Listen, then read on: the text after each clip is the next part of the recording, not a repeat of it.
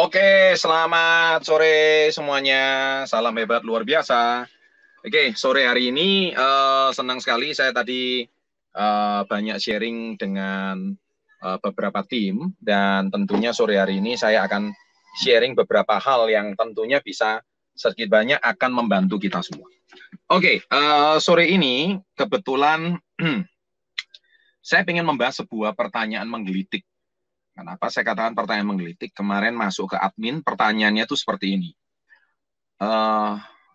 Min, saya mau nanya, apakah kalau saya membaca buku Success Before 30, apakah saya dijamin sukses? Nah, itu pertanyaan pertama. Pertanyaan kedua, apakah buku itu menggambarkan langkah-langkah kita menjadi pengusaha? Dan setelah baca buku itu selesai, apakah saya bisa jadi pengusaha? Saya langsung jamin yang bertanya ini adalah rata-rata anak-anak usia di bawah 20 tahun. Dan yang kedua, yang bertanya ini adalah mereka tidak punya background pengusaha sama sekali. Nah, wajar tanya pertanyaan seperti ini, wajar. Tapi yang tidak wajar adalah ini pertanyaan kayak orang mau sekolah dan menjawab ujian. Ya, jadi seperti kayak Anda itu mau ujian trigonometri ya, atau Anda mau ujian matematika ya, pertanyaannya tuh seperti itu. Nah, gini ya, sahabat entrepreneur ya, atau para peserta webinar hari ini, siapa yang hari ini sudah nonton channel terbaru saya, episode terbaru, yaitu wawancara saya dengan Menteri Perdagangan Indonesia, Bapak Agus Suparmanto. Tadi barusan publish jam 1 siang. Ya, dan jam 12 waktu Indonesia bagian Barat. Di situ Pak Agus itu, saya tanya satu pertanyaan memang, nanti saya akan potong ya. Saya tanya tentang jumlah pengusaha di Indonesia. Nah, Pak Agus itu menjawab, jumlah pengusaha di Indonesia itu yang memang masuk badan usaha, itu lebih kurang jumlahnya, kurang dari 1%. Tapi sisanya UMKM. Dan UMKM itu jumlahnya 60 juta orang. Nah, KK Indonesia atau komunitas Yes ini termasuk UMKM. Nah, jadi kita menjadi bagian. Dan saya kaget, berapa Pak jumlahnya Pak? 60 juta. Itu data valid karena dari pemerintah. Saya tanya, wow, 60 juta itu angka yang tidak sedikit. Saya kaget, ternyata di Indonesia itu jumlah UMKM itu sampai 60 juta. Nah, cuman mereka non badan usaha.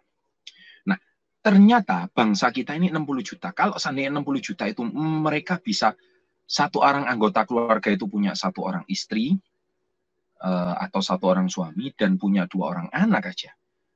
Maka secara nggak langsung bangsa kita itu hampir 70%, 80% pemasukan pendapatan per kapita itu murni semuanya dari UMKM.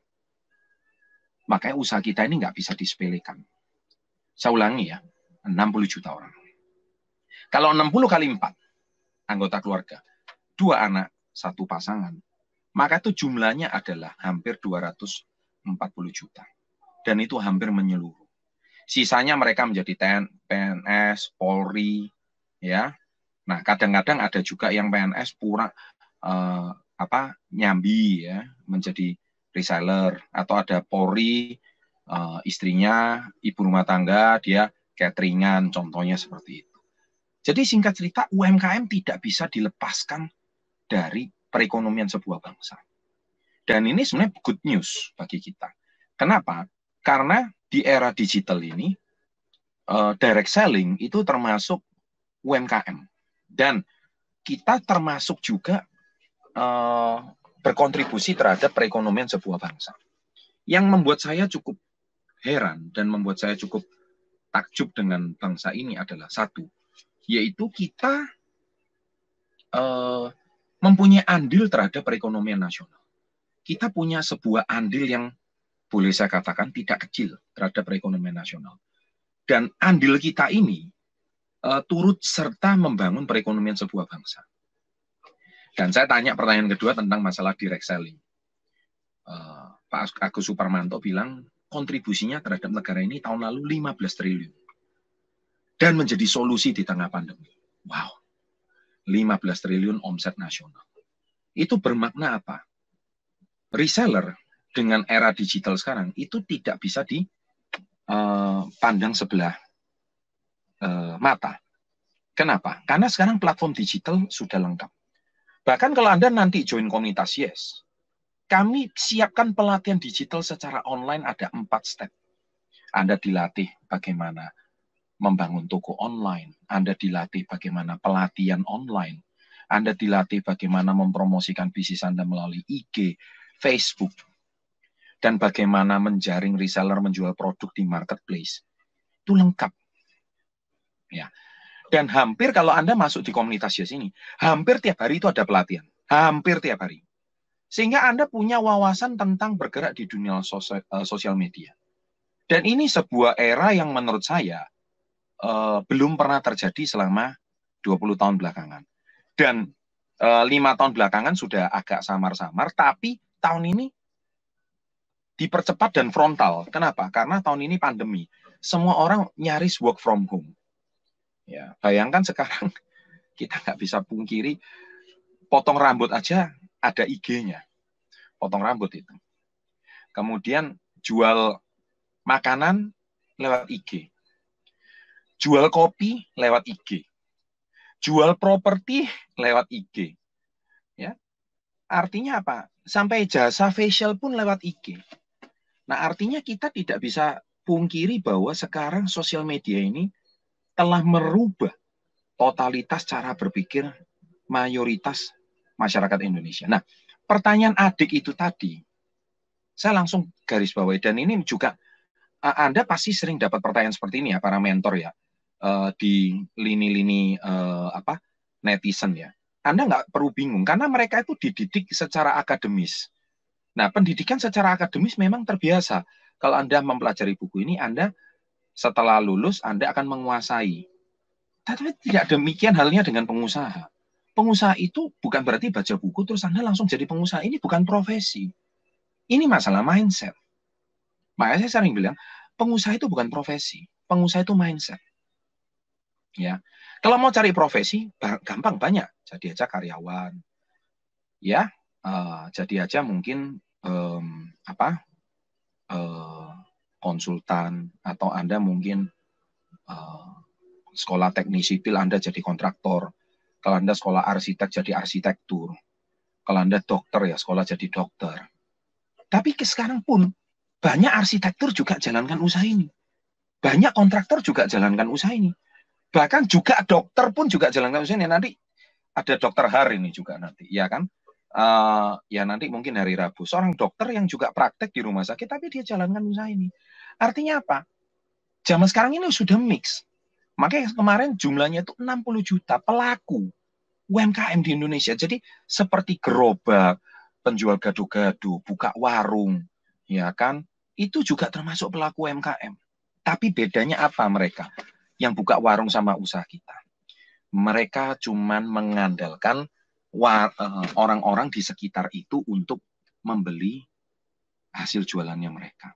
Sedangkan di komunitas Yes, kita punya market yang unlimited, market yang tak terhingga. Paling gampang marketnya sukses Before 30 yang hari ini sudah 3.040.000 subscriber. Bayangkan kemarin baru 3 juta, hari ini sudah naik 40.000 lagi. Cepet banget ya. Nggak sampai 2 minggu sudah naik 40.000 subscriber. Saya juga nggak tahu itu manusia datang dari mana itu. Ya kan, naik sendiri. Saya juga nggak paham. Tetapi dari sini Sukses Before 30 hadir sebagai salah satu solusi untuk bangsa ini di tengah ketidakmampuan para pelaku industri untuk menyerap lapangan tenaga kerja.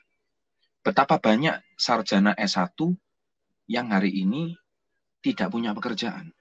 Betapa banyak seorang S2 sekalipun tidak punya pekerjaan. Bahkan sekarang S2-nya di luar negeri, dia tidak bisa balik ke negara asalnya.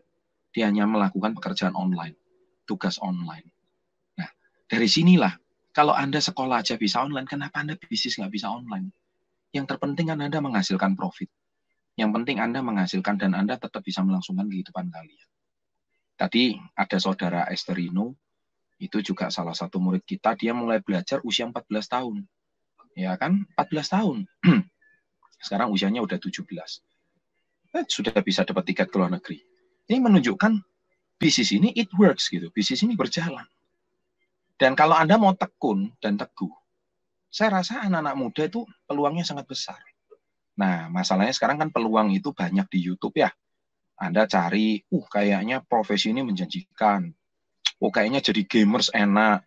Kayaknya e-sport enak. Kayaknya itu enak. Karena too much information, terlalu banyak informasinya. Nah, sesekali belajarlah kayak adik-adik kita ini yang 17 tahun, dia tekun, setia di komunitas Yes. Karena Anda hari ini tidak mungkin, catat ya, saya mau berpesan. Anda tidak mungkin hari ini bisa melakukan pekerjaan itu dengan sukses kalau Anda itu pecah fokus. Nggak mungkin. Ya. Hari ini Anda dokter mau, arsitek mau, kontraktor mau, jadi atlet bola mau, semuanya mau. Nggak ada. Orang mau atlet bola, kuliahnya terpaksa ya agak dikorbankan. Baru dia jadi atlet bola profesional. Kalau orang hari ini mau jadi kontraktor aja, fokus. Ya, kalau Anda mau di komunitas Yes, kenapa di komunitas Yes? Lengkap, benefitnya komplit. Ya kan, ibaratnya Anda itu tidak, karena pengusaha itu rumit, pengusaha itu ribet. Ya, sudah nggak cuma masalah mindset, tapi ada 30 faktor lah. Saya nggak mau bahas lah. Ya, ada perizinan, ada legalitas. Ya, ada, sudahlah. Kalau saya mau bahas, kamu pusing sendiri. Ya, kamu udah ilfil jadi pengusaha deh. Kalau saya bahas itu semuanya. Tapi hari ini semua itu sudah dibahas oleh perusahaan kita sama KK Indonesia. Kita udah menyikapi itu semua. KK Indonesia udah menyiapkan itu semua. Masalah supply produk, masalah perizinan, masalah packaging, masalah promosi, masalah pelatihan, masalah bimbingan. Semua udah diselesaikan. Kemudian masalah promosi, masalah media. Success Before 30 udah selesaikan. Jadi sendi-sendi utama di dalam bisnis itu Anda tinggal tadi Pak Andi bilang memasarkan. Kalau memasarkan aja pun masih nggak bisa. Saya sudah langsung bilang nggak cocok jadi pengusaha. Ya, kalau saya sering tanya anak-anak muda, kenapa kamu pengen jadi pengusaha? Ya saya pengen sukses Pak, kayak Pak Chandra. Loh, saya bilang kalau mau pengen sukses, Hotman Paris juga sukses kok jadi pengacara. Cristiano Ronaldo juga sukses kok jadi pemain bola. Kenapa harus jadi pengusaha gitu? Nah, bingung dia anak muda jawabnya. Ya kayaknya jadi pengusaha enak Pak, asik Pak. Terus kenapa nggak jadi PNS saja? Enggak Pak. Nah, tuh Anda lihat. Dari sini aja udah bingung. Jadi Anda harus sendiri tahu satu hal tentang kenapa Anda harus jadi pengusaha. Jadi Anda itu, sekali lagi pengusaha itu bukan profesi. Bukan kayak dokter, bukan kayak pengacara gitu. Bukan kayak atlet itu. Bukan. Pengusaha itu mindset. Ya, makanya kenapa nggak semua orang, wah saya sudah ikut komunitas Yes nggak berhasil, saya sudah ikut pelatihannya nggak berhasil, saya sudah punya mentornya pun tetap saya nggak berhasil. Loh, gini ya. Kamu tahu nggak Universitas Indonesia? Tahu kan? Itu universitas nomor 1 di Indonesia, kan namanya aja UI. Anda tahu setiap tahun itu mahasiswanya berapa puluh ribu yang masuk. Tetap nerima kan? Ya, puluhan ribu mahasiswa kan. Mau masuk sana aja susah, lulusnya apalagi gitu. Tapi ketika kamu nggak lulus dari Universitas Indonesia, terus kamu nyalain UI-nya, UI itu brengsek katanya. UI itu susah. Ya kan, dosennya saya udah dibimbing sama dosen, saya udah itu mata kuliahnya, saya sudah ikut ini loh. Yang salah itu UI-nya atau kamunya gitu. Sama kayak komunitasnya udah 22 tahun. Perusahaan kita udah 22 tahun, resmi nanti 8 Januari ini 22 tahun. Dan kita sudah menelurkan banyak sekali miliarder reseller yang berhasil. Kalau kamunya yang nggak berhasil, ya bukan salah kami dong. Bukan salah Universitas Indonesia, karena Universitas Indonesia sampai hari ini masih berdiri. Mahasiswa boleh silih berganti, mahasiswa mau drop out itu salah mahasiswanya. Kamunya yang berhenti dari komunitas Yes, ya salah kamunya, bukan salah mentornya, bukan salah komunitas Yes-nya. Mentornya tetap bertahan, mentornya tetap ada. Perusahaannya tetap ada, tetap eksis, produknya terus bersilih ganti. Dan produk-produk yang zaman 22 tahun yang lalu sampai sekarang masih eksis, masih ada. Nah, tapi yang memang cara berpikirmu aja yang salah, cara berpikirmu yang aneh. Ya, tak terasa saya hari ini sharing sudah hampir 20 menit lebih. Ya, saya pengen banyak hal yang saya pengen sharingkan sama Anda semua, tetapi basically satu lah. Ya, saya cuma ingin berpesan, tidak ada sesuatu yang dikerjakan kalau nggak fokus itu berhasil. Bahkan saya pernah menggoda beberapa murid saya bilang gini, kamu, Pak, saya kayaknya mau berhenti dari komunitas. Lo berhenti aja, saya ngomong kayak gitu. Ngapain saya nahan kamu? Berhenti aja. Kamu bukan karyawan saya. Karyawan aja bisa berhenti, apalagi cuman mitra dan murid. Berhenti aja. Lo dia kaget kena jawaban saya. Lo, kok Pak Chandra ini bukannya memotivasi saya, kok malah suruh saya berhenti? Lo, gini, kamu punya masalah apa sih? Oh, saya punya masalah gini, Pak, segudang masalah. Emang dengan kamu berhenti dari komunitas ya, terus masalahmu selesai? Bingung dia. Lo, kalau kamu bisa menemukan masalah dan solusi kamu di luar komunitas ya, silakan kamu cari solusi di luar. Bingung double dia. Karena dia sudah bingung double, mending saya kayak Mike Tyson, saya kasih pukulan uppercut yang terbaik. Saya kasih dia kebingungan ketiga. Dan ingat, kalau kamu di luar akhirnya tidak bisa menemukan solusi dan masalah kamu, yang ketiga, jangan balik ke komunitas yes. Wah, tambah bingung 3 kali dia. Jadi artinya itu apa? Artinya itu masalah kamu itu tidak pernah akan selesai. Kalau kamu tidak ngubah mindsetmu sendiri, itu loh jawabannya. Jadi seringkali orang itu menyalahkan keadaan, menyalahkan produk, produknya mahal, produknya ini, mentornya nggak becus, mentornya nggak peduli. Yang disalahkan orang di luar terus. Sendiri nggak mau disalahkan. Anda sudah, saya mau tanya deh, adakah komunitas di luaran yang sekomplit komunitas Yes? Jarang. Ya. Dari bimbingannya, pelatihannya, online-nya, sentuhan offline-nya, produknya udah disiapkan. Nggak ada gitu. Terus disupport lagi sama media terbesar untuk kategori bisnis dan motivasi Success Before 30. Nggak ada. Kantornya paling banyak sampai hampir 50 cabang di Indonesia. Nggak banyak. Gitu loh. Ya kan? Banyak bimbingan-bimbingan. Saya kadang heran. Ya kan? Dikasih tunjuk lihat Ferrari, udah tergoda. Saya mau ikut bisnis trading katanya. Kamu sangka trading itu gampang? Hari ini kamu dilihatkan untungnya aja, untung 10 juta langsung dalam 10 menit. Hei, rugi 50 juta kamu nggak dikasih tahu. Iya kan? Waduh, ini kalau saya mau bicara ini kayaknya bisa 2 jam saya nggak selesai gitu. Anak-anak muda lihat terpukau gara-gara lihat Ferrari. Waduh, kayaknya cepet kaya ini. Bos, kaya dari mana? Nggak bonjot udah untung kamu. Ya kan? Kenapa saya bilang seperti itu? Waduh, kalau bicara trading, saya 20 tahun yang lalu sudah belajar trading. Kalau trading itu bagus, saya udah ngajarin kalian trading hari ini. Saya nggak perlu ngajarin menabung. Kerja yang benar lah. Ya. Kalau kamu di komunitas yes, kamu hari ini beli produk 2 juta, hari ini ya, 2,1. Kamu pegang produknya. Trading kamu pegang apa? Itu duitmu sendiri. Hilang ya hilang. Kamu mau nangis yang akhirnya stres. Ya kan? Nah, jadi please lah. Ya, kalau kamu lihat, Pak, ada orang yang sukses dari dunia trading. Sekarang kayaknya ada film Korea apa sih itu sih? Apa yang kemarin saya posting di story itu, saya sampai bingung itu. Itu sukses juga dari trading, ya ampun. Yang kamu lihat sukses satunya. Dan itu film. Kamu nggak lihat hari ini jutaan anak-anak muda yang trading dan duitnya loss, habis. Itu kok nggak diberitain. Aduh, makanya anak-anak muda, udah dikasih mentor, nggak bersyukur. Udah dikasih produk, nggak bersyukur. Udah dikasih teknik jualan yang benar, nggak bersyukur. Carinya duit instan terus. Dasar. Ya udah deh, hari ini saya sharing cukup sekian. Cukup banyak yang saya mau sampaikan. Tapi yang terpenting, ya, itulah isi unek-unek saya pada hari ini, supaya Anda semua bisa paham bahwa tidak ada pekerjaan yang instan. Semuanya itu perlu fokus. Ya, saya punya teman 3 orang yang trading bunuh diri, masuk koran, ya, bunuh diri beneran, masuk koran, bunuh diri dan darahnya ditulis di tembok. Ya, dia kenapa darahnya sampai dilukis di tembok? Karena dia saking stresnya.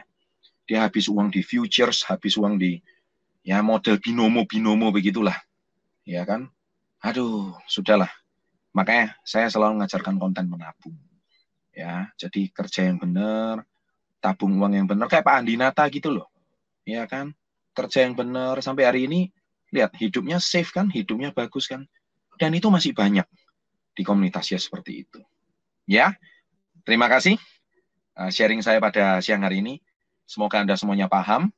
Ya, lebih baik Anda, kalau Anda di bisnis KK, uang Anda nggak akan hilang. Yang ada malah bertambah. Ya, pasti. Kenapa? Karena Anda pegang produk. Kalau produknya nggak laku, cari caranya gimana supaya laku. Tapi Anda pegang produk. Kalau trading atau apa, Anda mau pegang apa? Apa yang dipegang? Pegang HP. Nggak ada yang dipegang, nggak ada fisiknya. Habis ya habis semua. Gitu. Ya, oke, nanti kapan waktu saya bisa sharing kenapa Anda sebaiknya harus menghindari trading.